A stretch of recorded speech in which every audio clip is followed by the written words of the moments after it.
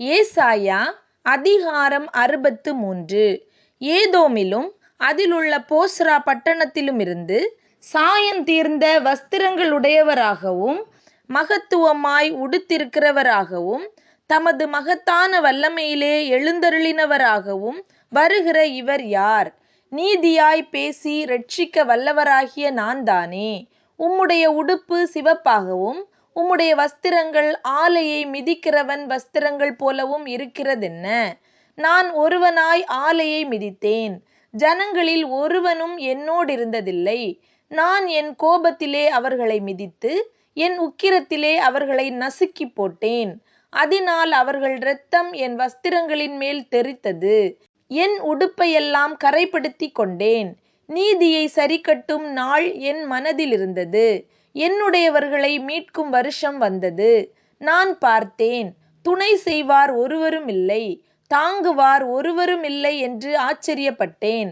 அப்பொழுது என் புயமே எனக்கு இரட்சிப்பாகி என் உக்கிரமே என்னை தாங்கிற்று.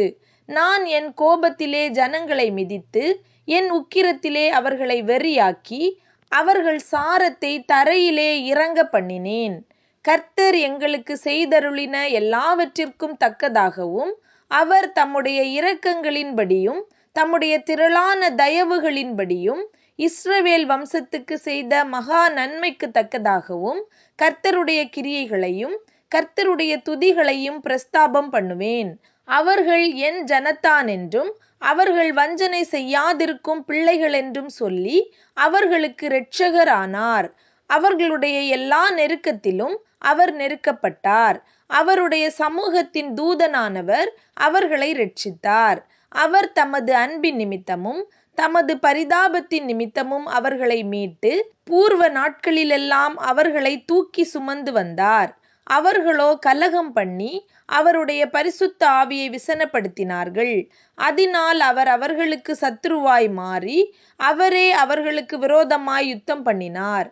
ஆகிலும் அவர் பூர்வ நாட்களையும் மோசேயையும் தம்முடைய ஜனத்தையும் நினைவு கூர்ந்தார். ஆனாலும் அவர்களையும் தமது மந்தையின் மேய்ப்பனையும் சமுத்திரத்திலிருந்து ஏற பண்ணினவர் இப்பொழுது எங்கே?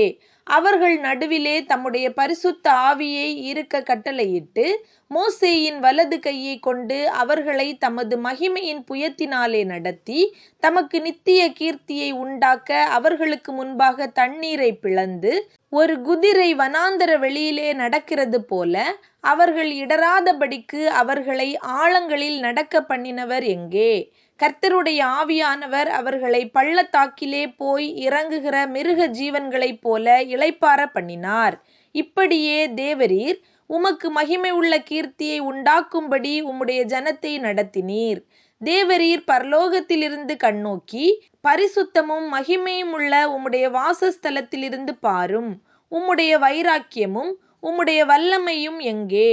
உம்முடைய உள்ளத்தின் கொதிப்பையும் உம்முடைய மன உருக்கத்தையும் எனக்கு முன்பாக அடக்கி கொள்ளுகிறீரோ? தேவரீர் எங்கள் பிதாவாயிருக்கிறீர். ஆபிரகாம் எங்களை அறியான், இஸ்ரவேலுக்கு நாங்கள் அறியப்பட்டவர்களும் அல்ல.